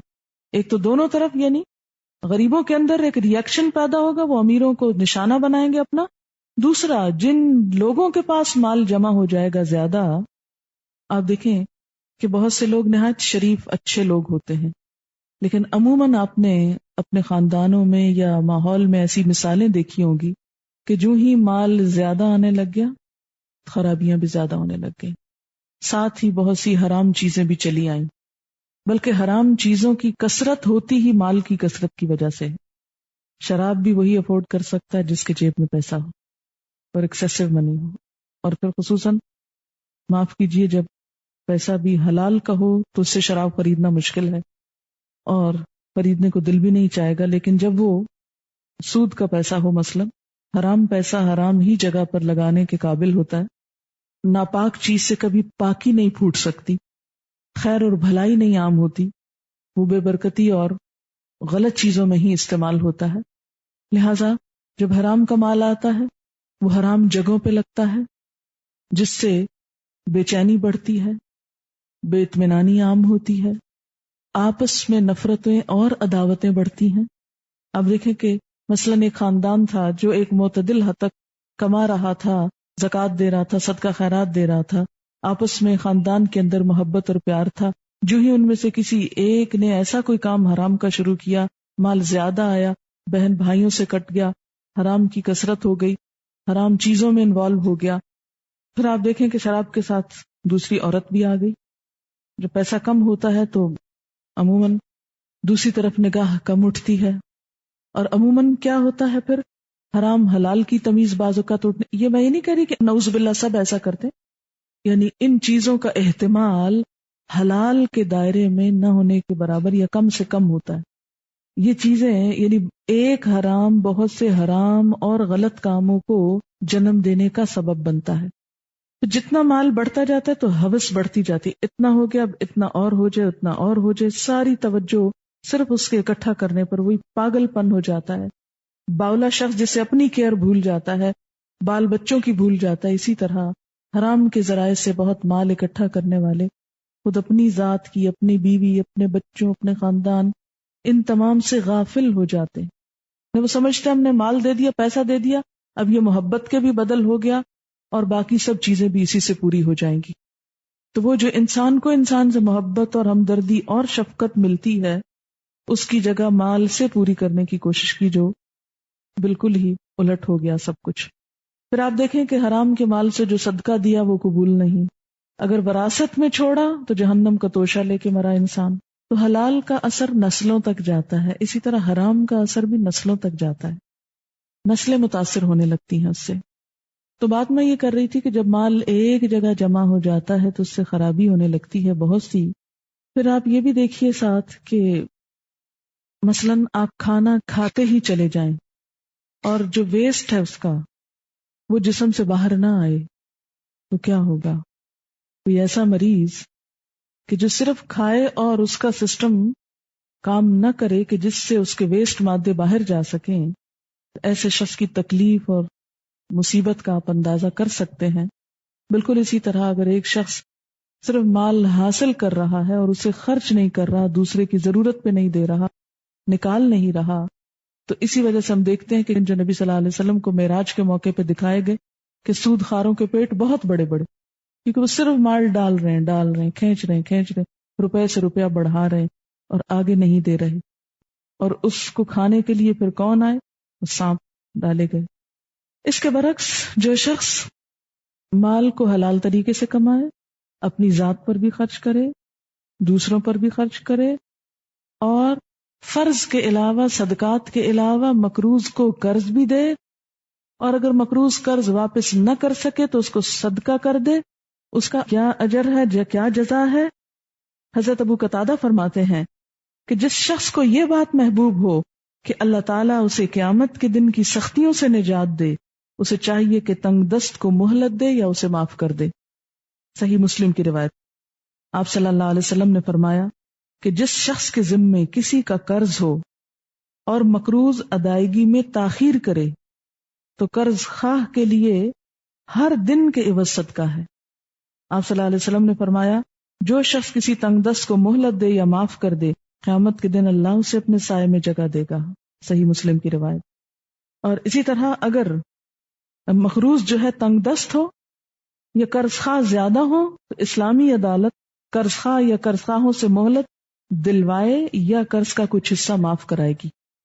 یعنی ایک شخص اگر مقروض ہے، دب گیا، جیسے ایکسیڈنٹ ہے کسی کا خدا نہ خواستہ، تو اب اس میں صرف اس کے رشتے داروں یا خاندان والوں کا ہی تو ذمہ نہیں، دوسرے بھی جو آس پاس ہیں ان کا بھی ذمہ ہے. تو ایسی صورت میں کیا ہے کہ اسلامی حکومت یعنی اسلامی نظام جب قائم ہو تو حکومت انٹرفیئر کرے، مقروض شخص کا قرضہ معاف کرائے یا اسے مہلت دلائے.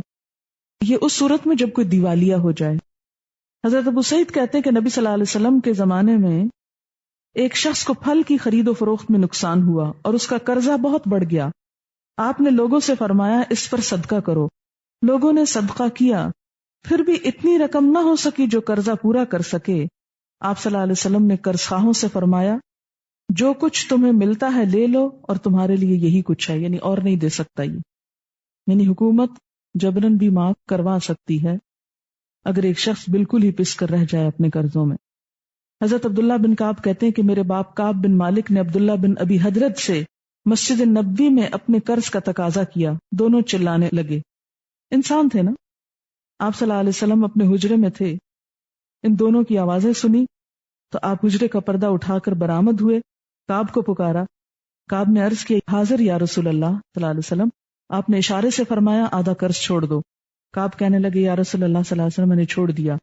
پھر آپ نے ابو حضرت سے فرمایا اٹھ اور اس کا قرض ادا کر.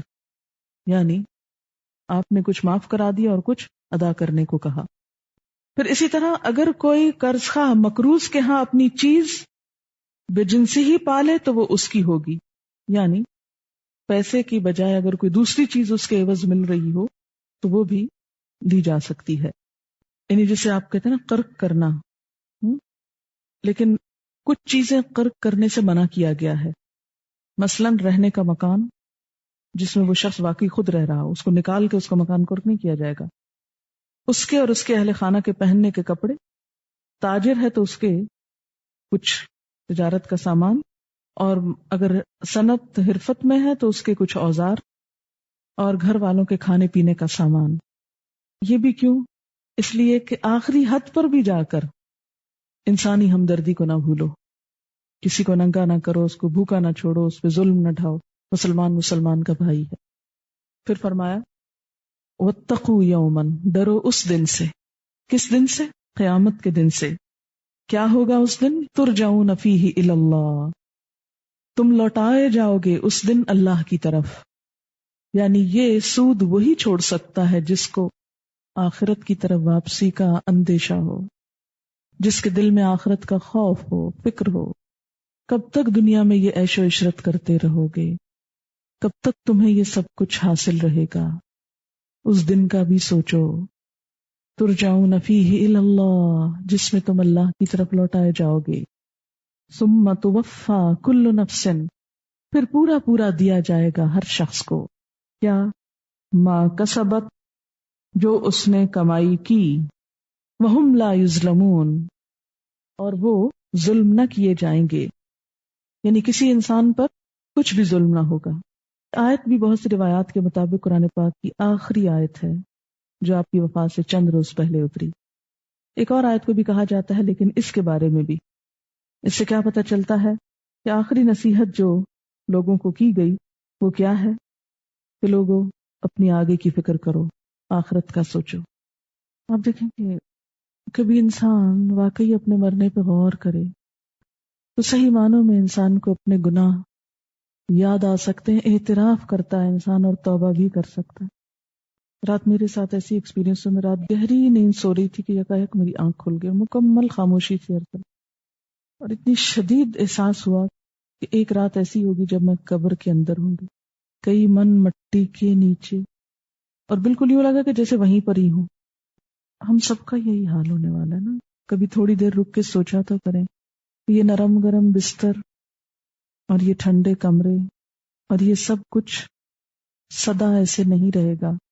بہت جلد یہ سب کچھ ہم سے چھوٹ جائے گا، اور جہاں مجھے اور آپ کو لے جایا جائے گا جس قبر کے اندر، وہاں نہ کوئی بستر بچھایا جائے گا، نہ کوئی میٹرس رکھا جائے گا، نہ کوئی اس پہ چادر ہوگی، نہ ہی کوئی لائٹ لگائی جائے گی، نہ ہی کچھ اور سوائے اعمال کے، اور کوئی ساتھ نہ ہوگا، نہ کوئی دوست، نہ کوئی ہمدرد، نہ کوئی غمخوار. کبھی رات کو آنکھ کھلے تو اس چیز کو سوچیں، محسوس کریں، کیونکہ دن کی رونق میں یہ بات محسوس ہی نہیں ہوتی. ذرا سوچیں کہ کیا دن ہوگا، کیا رات ہوگی وہ جب ہم اس کمرے میں ہوں گے، تنہائی میں، اندھیرے میں، اور اس کے بعد تو تنہائی ہی تنہائی ہے. اس دن اٹھنا ہوگا جب کوئی دوست نہ رہے گا، جب کوئی رشتہ دار نہ ہوگا، کوئی پاس نہ ہوگا، کوئی کام نہ آئے گا. واتقوا یوما ترجعون فیہ الی اللہ، اللہ کے سامنے کھڑے کیے جاؤ گے، اس وقت کیا ملے گا؟ ثم توفی کل نفس، ہر شخص کو پورا دیا جائے گا، کیا؟ ما کسبت، جو اس نے کمایا ہوگا، حلال یا حرام، اچھا یا برا، جو اعمال ہوں گے وہی سامنے لائے جائیں گے۔ وہم لا یظلمون، کسی پہ ظلم نہ ہوگا۔ ظلم کیا ہے؟ کسی حقدار کو اس کا حق نہ دینا، کہ کچھ کیا ہو تو اس پہ ملے نہ، یا کچھ نہ کیا ہو تو وہ آپ کو مل جائے۔ یہاں ایک زندہ مثال آپ کے سامنے رکھی جائے گی۔ پچھلے چند دنوں سے مسلسل ایک خط آ رہا تھا ہمیں، اور کل میں جب یہاں سے نکلی تو مجھے پتا چلا کہ ایک خاتون ہے، وہ کئی دفعہ فون بھی کر چکی ہیں۔ انہوں نے بھی سود پر قرضہ لے رکھا ہے، اور ان کا ہوا کیا کہ 1994 میں شوہر نے کسی کاروبار کے لیے 30,000 روپے لیے، جس پر ہر ماہ 3,000 روپے سود دینا طے پایا۔ کاروبار میں نقصان ہو گیا، سود کی قسط ادا کرنے کے لیے اپنا ایک کمرے کا مکان فروخت کرنا پڑا۔ 1997 میں شوہر ایک حادثے میں فوت ہو گیا۔ اس کے بعد بیوی کی ذمہ داری تھی کہ وہ سود کی قسط ادا کرتی۔ وہ لوگوں کے گھروں میں کام کر کے اور کچھ سلائی وغیرہ کر کے کئی سال 3,000 روپے ماہانہ سود کی قسط دیتی رہی۔ اصل قرضہ نہیں ادا ہو پا رہا، صرف سود دیا جا رہا ہے۔ اس دوران ایک گھر میں کام کرتے ہوئے سیڑھیوں سے گر پڑی اور ٹانگ ٹوٹ گئی۔ آمدن نہ ہونے کی وجہ سے سود کی قسطیں ہر ماہ کی جمع ہونا شروع ہو گئی۔ اب اس ماہ تک 87,000 روپے سود بن گیا، جبکہ اصل رقم 30,000 روپے ادا کرنا اپنی جگہ ہے۔ وہ تو لاکھ سے بڑھ گئی نا بات، اور کئی مہینے وہ ادا بھی کر چکی۔ مسلسل 6 سال سے صرف سود دے رہی ہے۔ اب کسی نے بتایا کہ سود کا لین دین کرنے والا مسلمان ہی نہیں رہتا۔ یہ کہتی ہے کہ میرا دل کہتا ہے کہ میں مسلمان ہی ہوں، بلکہ جن صاحبہ سے میں نے مسئلہ پوچھا انہوں نے قرآن مجید پڑھا ہوا تھا اور میں تو کچھ نہیں جانتی۔ اس کے دل میں شک پڑ گیا اور الجھن کا شکار ہو گئی کہ اب میرا ایمان بھی سلامت ہے کہ نہیں۔ یعنی اس نے خط ہمیں یہ لکھا ہے کہ میرے ساتھ یہ مسئلہ ہے کہ چونکہ میں سود دیتی رہی ہوں تو کیا میرا اب ایمان بھی سلامت ہے یا نہیں۔ اور پھر لکھتی ہیں کہ میں جلد سے جلد اپنا قرض اور سود اتارنا چاہتی ہوں، لیکن میرے پاس کوئی ذریعہ آمدنی نہیں، شوہر فوت ہو چکا ہے، خود اپنی ٹانگ ٹوٹ جانے سے کام نہیں کر سکتی، ایک بچی ہے 6 سال کی۔ کیا میں اپنے جسم کا کوئی حصہ، آنکھیں یا گردہ فروخت کر کے اپنا قرضہ اور سود اتار سکتی ہوں؟ اسلام کا اس کے بارے میں کیا حکم ہے؟ اس سے آپ اندازہ لگا سکتے ہیں کہ سود خوار جو ہے اس کی سزا اللہ تعالیٰ نے اتنی سخت کیوں رکھی ہے، اور یہ کس قسم کا ظلم ہے۔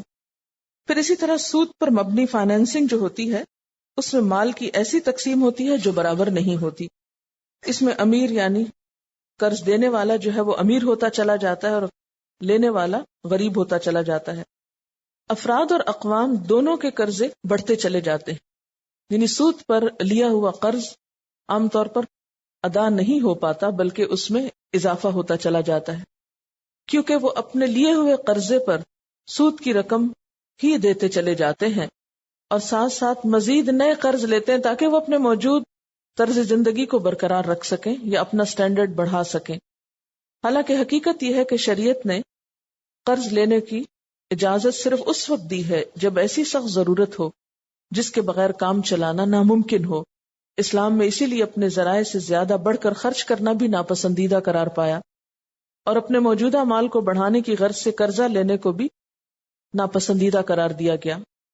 اس بات کی سنگینی کا احساس ہمیں اس بات سے بھی ہو سکتا ہے کہ نبی صلی اللہ علیہ وسلم مقروض کا نماز جنازہ نہیں پڑھاتے تھے تاکہ لوگ کم سے کم قرض لیں اور لیں تو ادا کرنے کی فکر کریں۔ لہذا سود کی رقم یا کسی بھی معاوضے کی رقم پہلے سے مقرر نہیں کی جاتی تھی۔ اسلام کا بہترین طریقہ اور انداز تو یہی ہے کہ قرض دینا اور اس کی ادائیگی دونوں عمل صالح بن جاتے ہیں۔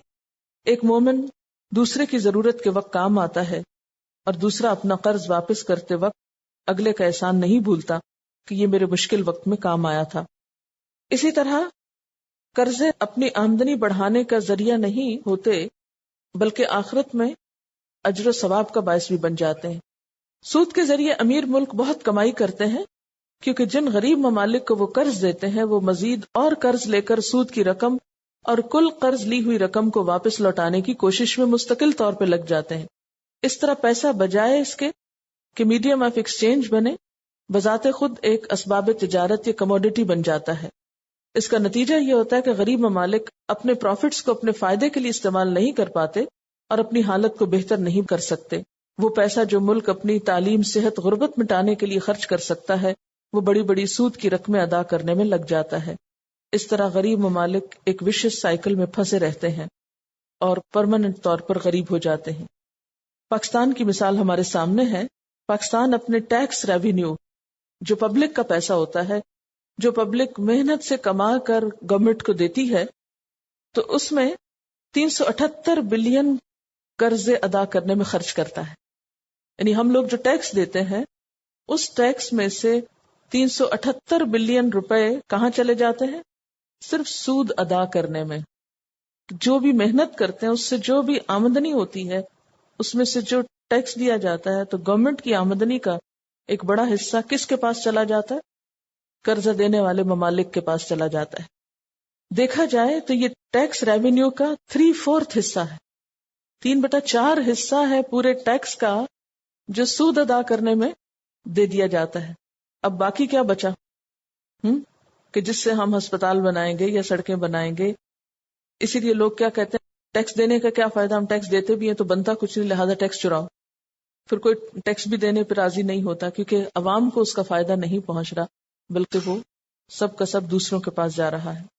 اور آپ نے دیکھا ہوگا کہ پھر صرف قرضہ چکانا تو ابھی دور کی بات ہے، محض اس کے اوپر جو سود ہے اس کو چکانے کے لیے ہر سال ہم ورلڈ بینک اور IMF سے قرضے لیتے ہیں اور پھر ان کی پالیسیز ہمارے اوپر آتی ہیں. پھر کبھی بجلی مہنگی کرنے کو کہتے ہیں، کبھی گیس مہنگی ہوتی ہے. اس کا نتیجہ کیا ہوتا ہے کہ ہمارے عوام اور زیادہ غریب سے غریب تر ہوتے چلے جاتے ہیں کیونکہ جو ہماری آمدنی کا ایک بڑا حصہ ہے وہ دوسروں کو چلا جاتا ہے. پچھلے 10 سالوں میں ان لوگوں کی تعداد جو پاورٹی لائن سے کم ہے، یعنی جو دن کے $1 سے زیادہ نہیں کما سکتے، ان کی تعداد دگنی ہو چکی. اور اس کے برعکس جو مالدار افراد ہیں جو قرضے دیتے ہیں ان کی آمدنی 20% سے زیادہ بڑھ گئی ہے. تو سودی نظام میں کیا ہوتا ہے کہ امیر امیر تر ہوتا چلا جاتا ہے اور غریب غریب تر ہوتا چلا جاتا ہے. تو سود جو ہے نہ صرف یہ کہ افراد بلکہ اقوام کے لیے بھی بہت مضر ثابت ہوتا ہے. چلیے میں چند ایک سوالات دیکھتی ہوں.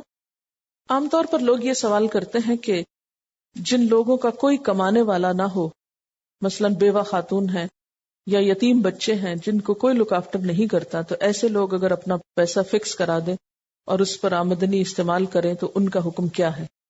بنیادی طور پر آپ دیکھیں کہ حرام کو کبھی بھی حلال قرار دیا نہیں جا سکتا کسی بھی عذر مجبوری کی وجہ سے. ہر ایک کے حالات اللہ تعالیٰ کے سامنے ہے کہ کون کتنا مجبور ہے. اللہ تعالیٰ نے تو ایک مسلمان سوسائٹی کو حکم کیا دیا ہے، رشتہ دار کو دینے کا دگنا اجر بتایا، پھر اس کے بعد عام سوسائٹی کو ابھارا کہ وہ صدقات دیں. لیکن اگر لوگوں کے اندر دین ہی نہیں، ایمان ہی نہیں، کوئی واقعی کسی شخص کے لیے کچھ بھی کرنے کو تیار نہیں، تو ایسے لوگ اگر اپنی عزت بچانے کے لیے یا اپنے انتہائی مشکل ترین حالات میں ایک اضطراری کیفیت کے تحت کچھ کرتے ہیں تو ان کا معاملہ اللہ کے سپرد ہے، ان کا معاملہ ہلکا ہوگا. لیکن ایک شخص جو جان بوجھ کر اس چیز میں محض مال بڑھانے کے لیے سود کی بیماری کا شکار ہے تو اس کا معاملہ مختلف ہوگا. اب اس پر کوئی عام حکم تو نہیں دیا جا سکتا اور اس سے نہ تو سود کو حلال قرار دیا جا سکتا ہے نہ اس کا کوئی جواز نکلتا ہے.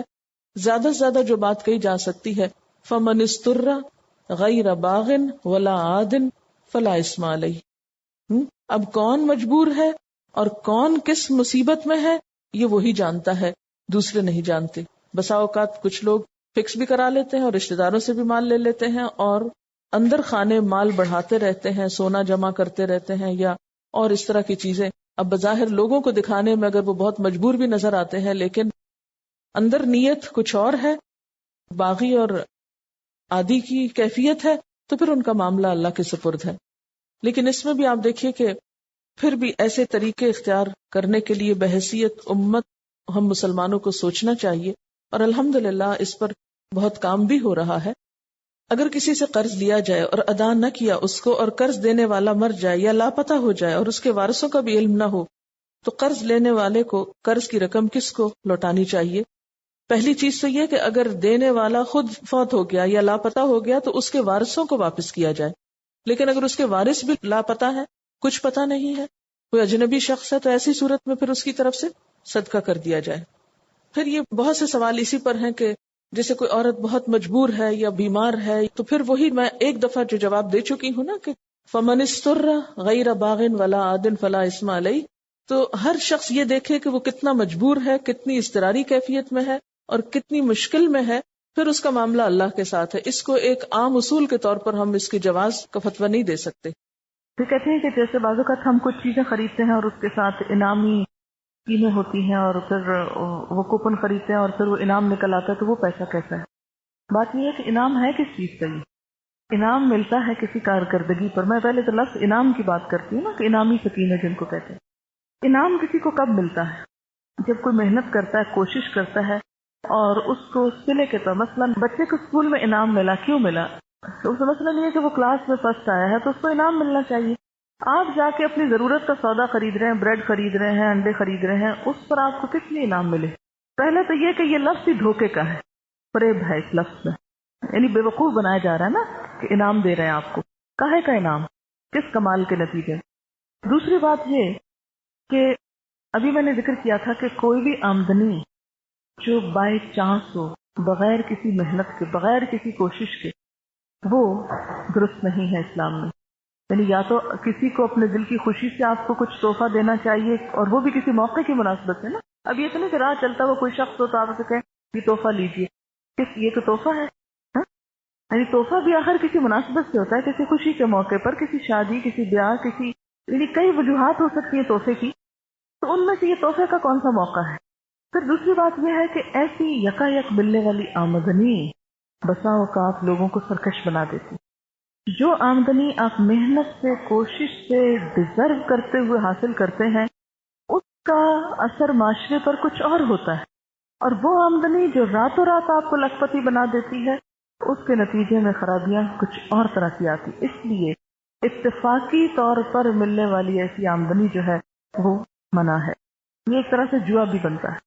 بات یہ ہے کہ یہ جو موقع ہے آج کا، یہ ایک اویئرنیس کریٹ کرنے کا ہے. مسلمان آخر کیوں نہیں سوچتے کہ دیکھیں کہ جب تک بینکوں کا سسٹم نہیں تھا تب بھی معاشرے کے اندر آخر پیسہ ہوتا تھا لوگوں کے پاس، اور لوگ اسے استعمال کرتے تھے.